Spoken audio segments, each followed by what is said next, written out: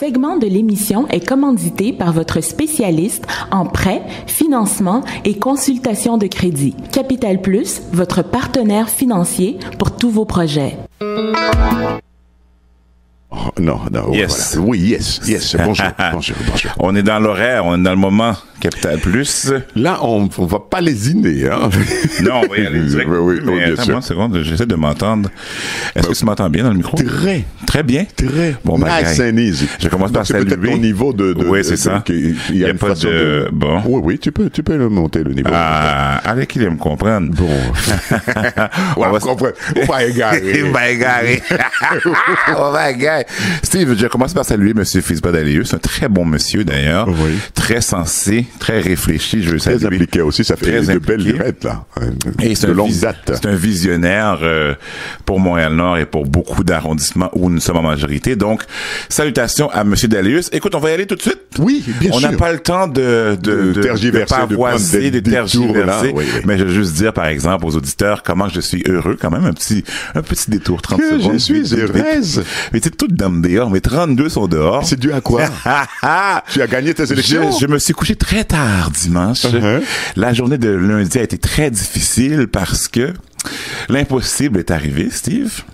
Mais tu t'es couché tard. Le géant a J'ai été... eu 15 téléphones alors que j'étais au théâtre Rialto. 15 téléphones. Le géant a été terrassé, Steve, pour la deuxième fois dans ma vie. J'ai été vocalement impliqué au niveau de la campagne. Et je savais que c'était possible parce que on avait fait une petite pas mise en scène, non, mais une générale. Comment on appelle ça encore? La pièce avant la pièce. C'est une générale, une répétition Une générale. répétition générale l'année passée, au mois d'avril l'année passée.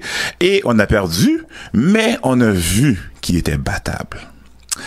Et je suis très fier de dire que Mme Valérie Plante a démontré au monde entier que lorsqu'on veut, lorsqu'on est capable et lorsqu'on croit en nos moyens, on est capable d'accomplir de grandes choses. Ben, il faut croire que tu étais en parfait désaccord avec son programme, sa politique. Moi, en désaccord avec ce programme? Non, en désaccord. Plutôt, si j'étais moi en désaccord? Non, j'étais complètement en accord, mais j'étais encore plus en accord du fait que je voulais voir Denis Coderre perdre et devenir humble. Je voulais le voir devenir humble à la face du monde. L'arrogance de l'individu était tellement disproportionnée, comme dirait Jean-Fils Aimé, je n'avais pas digéré moi non plus ce qui s'est passé à Montréal-Nord en 2016 et j'ai fait mon lit. Puis je me suis couché on a dedans. vu aussi qu'on s'y est mal pris aussi, là. C'est vrai. Mais de sa proximité traditionnelle avec notre communauté, il aurait dû faire fi de notre relative inexpérience et au moins nous offrir une rencontre pour qu'on puisse nous-mêmes choisir qui on voulait qu'il nous représente, ce qu'il n'a pas daigné faire et maintenant, il n'aura plus à le faire. On n'aura plus à lui demander la permission parce qu'il est parti! Est-ce qu'il ne peut pas revenir? Comment? Ben oui, mais il a déjà annoncé qu'il était parti. Mais on est en politique. Mais il a déjà annoncé. Tout est possible en politique. Il a déjà annoncé qu'il prenait sa retraite municipale.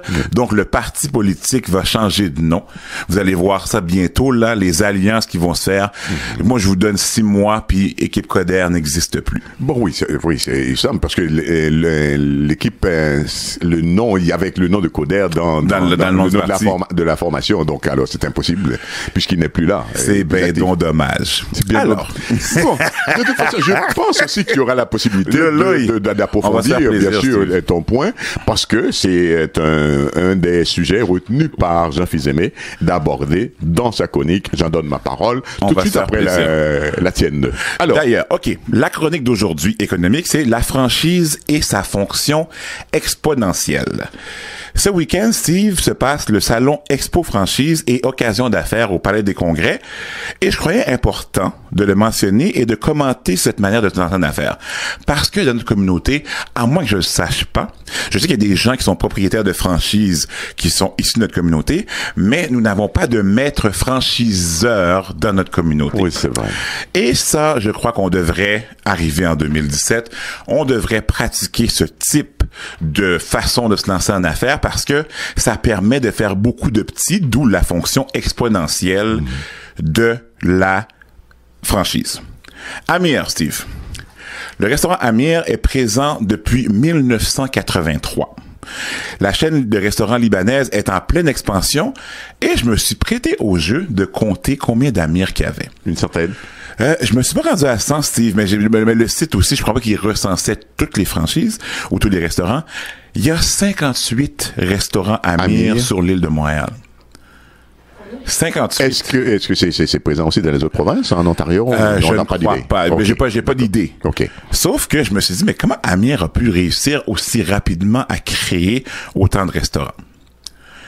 Ils offrent évidemment des franchises. La chaîne Allô Mon Coco, Steve, est arrivée à presque 30 restaurants actuellement en activité.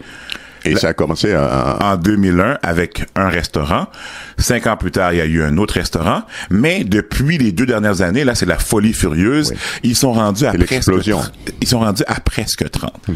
C'est quoi le secret du succès? C'est des franchises. Alors, c'est quoi une franchise, Steve?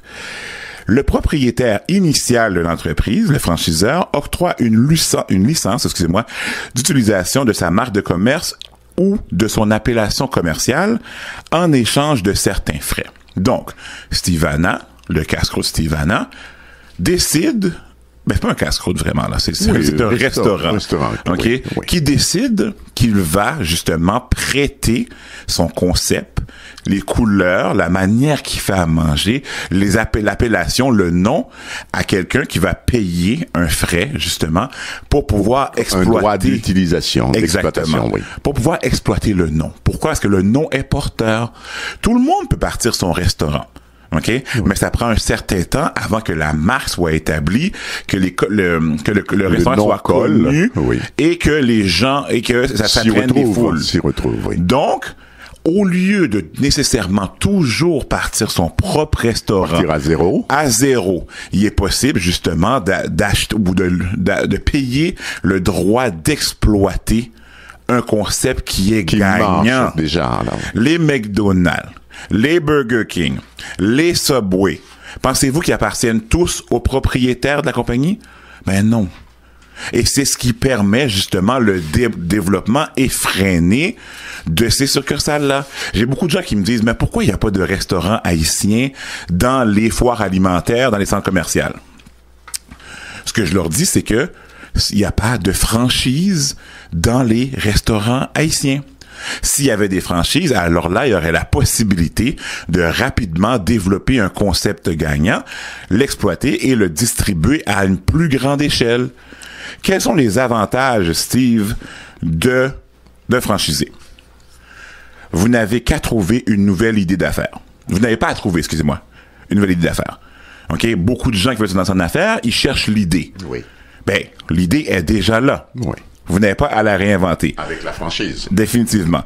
Ensuite, vous obtenez de l'aide pour le démarrage de l'entreprise. L'équipement, fournisseurs, formation, l'endroit. Vous êtes bien entouré. Exact. L'endroit où vous allez partir votre commerce, votre restaurant, est déterminé par le franchiseur. Donc, vous savez où est-ce que vous allez et vous êtes accompagné dans le processus. Ensuite, vous pouvez acheter des fournitures en gros. Pourquoi? Parce que vous faites partie d'un réseau. Donc, vous n'êtes pas seul à exploiter, justement, cette franchise-là. D'où le fait que c'est complètement ridicule qu'en tant que communauté, nous ayons autant de restaurants avec des appellations différentes. Oui. Il n'y a pas, à ce moment-là, d'effet de gros. Il n'y a pas de croissance. Il n'y a pas de cuisine centralisée. Et il n'y a pas de possibilité qu'on vende les aliments au niveau du surgelé. Par exemple, Saint-Hubert font des affaires d'or à cause qu'ils vendent leurs sauces dans les supermarchés. Donc, c'est pas seulement le restaurant qui permet de générer de l'argent. Il y a des à côté ou des produits dérivés qu'on peut développer et les vendre ailleurs. Mais pour ça, il faut une cuisine centralisée. Oui. Et vous regardez les Amir, là, puis vous voyez comme les broches avec le bœuf ou le mouton. Vous pensez que c'est chaque franchisé qui fait ça rouler dans son sous-sol? Non, ça vient de la centrale, de la maison mère. Le livre réfrigéré.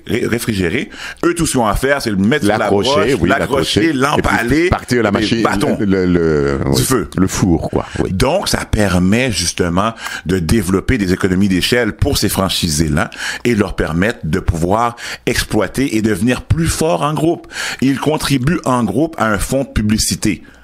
Ça fait que vous allez voir plusieurs affiches, plusieurs publicités beaucoup plus chères qui seraient à payer individuellement, qui sont payées collectivement. Bien sûr, quand tout le monde s'y met, chacun prend une participation dans le... Je connais pas le nombre de gens de la communauté libanaise, mais je suis presque sûr que la communauté haïtienne est plus grande en nombre que la communauté libanaise. Possiblement. Donc pourquoi à ce moment-là, est-ce qu'on n'aurait pas, nous, un restaurant haïtien qui a 10 franchises? Oui. Ou 10 restaurants. Pourquoi? Oui, ce serait quand même un point de départ. Mais Steve, c'est ridicule que ce ne soit pas le cas. Ça n'a pas de sens économiquement que nous décidions d'ignorer le modèle de franchise, quitter l'autre monde a fait comme avec modèle ça, puis nous-mêmes, c'est chien manger chien. Chien manger chien, tu peux le dire. Il y a... En tout cas. On va faire ça, bon, fantôme. Oui. Quels sont les inconvénients d'une franchise? Évidemment, les franchises, vous ne décidez pas comment vous l'exploitez. Les franchises sont exploitées de la même manière. Mais qu'est-ce qui est bien? C'est que la recette est gagnante. Oui, identique partout, là. Vous avez déjà vu des succès, donc c'est pas compliqué. Et en plus, qu'est-ce qui est bien, un autre avantage?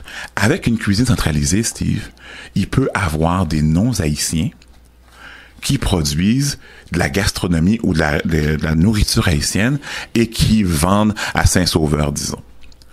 Pourquoi? Parce qu'il y a une cuisine centralisée qui prépare les plats, eux, ils achètent les plats et ils les distribuent tout simplement. Oui. Donc, ça ferait que la renommée, les retombées économiques de la cuisine haïtienne seraient beaucoup plus élevées qu'elle est actuellement. Autre difficulté, plus une franchise connaît du succès, plus son coût d'acquisition va être cher, évidemment. Mais c'est un risque qui est partagé. Étant donné que vous prenez pas le risque seul parce que vous misez sur une marque qui a eu du succès. Qui a déjà fait ses preuves. OK? Oui. Et certains franchiseurs, évidemment, n'offrent pas beaucoup de soutien, formation ou mentorat. Donc, nous, en tant que communauté, nous devrions penser, identifier les restaurants qui seraient les plus propices à une exploitation de masse et collectivement ou en petits groupes, aider ce restaurateur-là à devenir un maître franchiseur. Quand je dis ça en voulant dire les contrats de franchise, par exemple, c'est des contrats qui sont très chers à faire. Ben, un avocat de notre communauté pourrait se dire, bon, ben, moi, je vais offrir, évidemment, contre les retombées éventuelles de la business, je vais offrir la production de ce contrat de franchise-là. OK? Le comptable va développer justement les états financiers pour être en mesure d'aller chercher du financement pour bâtir le réseau. Ça veut dire que bien que la franchise, elle appartient à quelqu'un, le maître franchiseur appartient à quelqu'un, mais collectivement, on peut contribuer au succès qui va tous nous bénéficier. Moi, je vous garantis que la communauté libanaise, quand elle voit autant d'Amir, elle se bombe le torse. Elle est très heureuse de voir qu'un des leurs a eu autant de succès. Puis c'est pas un des leurs, c'est plusieurs, parce que les premiers qui ont acheté des franchises, je vous garantis, c'est des Libanais. Oui. Donc, pourquoi ne pas faire la même chose? Nous aimons Xerox, nous aimons copier. Mais copier bon bagaille là. Mais c'est vrai. Tant qu'à copier bon bagaille là, reproduire le concept gagnant et créons, par exemple, bon, t'es là, je vais faire de la promotion pour notre paroisse, créons un Stivana à Laval, créons un Stivana à La Salle, à Longueuil, créons un Stivana à Longueuil, à Pierrefonds, tout côté nouillé, nous tout côté Gounia. Ça, je veux dire, créons-en. Et de plus en plus, les gens, comme je te dis, les gens font de moins en moins la nourriture chez eux. Fait que tant qu'à ça, profitons de ça.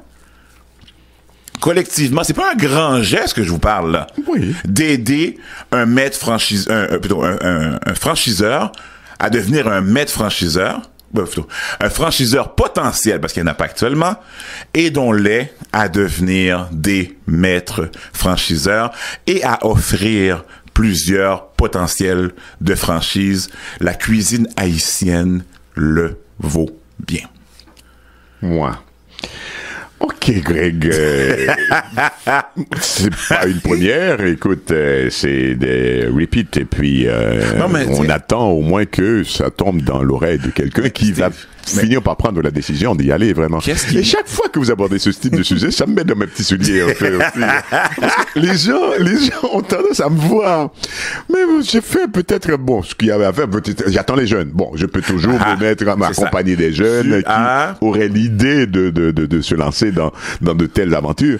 Anna et toi, il semble que ça fait un petit peu tard pour moi. Non, mais Anna et toi avons créé la franchise, l'exemple à suivre. Oui. Maintenant, d'autres jeunes peuvent copier comme ils auraient aimé copier bon bagay là tout, et allons envahir la ville, faisons de Stivana ou un autre restaurant une franchise à succès dans notre communauté. Mais tu sais, il y a toujours une nonchalance dans cette communauté, parce que les gens voudraient que ce soit moi, forcément. Oui. Mais c'est pas obligé, il n'y a aucune obligation. Mais vous avez vu, vous êtes allé à l'école, vous avez une idée au moins de ce qui marche, de ce qui peut marcher. Mais Steve, et vous prenez des sous, des idées, et puis un vouloir de vous lancer. Vous n'avez pas à m'attendre, ou à m'attendre quelqu'un d'autre. Mais Steve, mais chaque fois, j'ai l'impression que les gens vont arrêter. Mais pourquoi Steve Hanna le fait pour? Forcément pas moi. Steve Hanna ne le fera pas tout seul. Un franchisé plutôt, est un entrepreneur qui achète une licence. Donc, c'est sa propre business. Merci. Moi, j'allais dire, Jean Fils-Aimé. Il faut y aller. Merci, mon ami. Merci. Alors, on fait juste deux pubs. Deux affaires de pub. Vous n'avez pas